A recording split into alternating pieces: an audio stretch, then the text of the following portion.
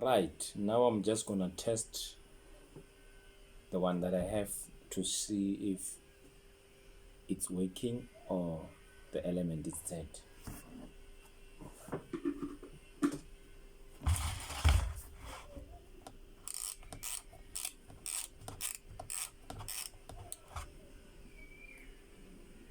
Right, the light came on and I could hear the click for the switch.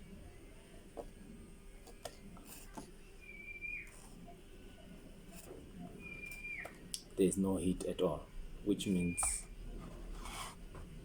there's no need for me to waste my time trying to fix this iron because the element is dead.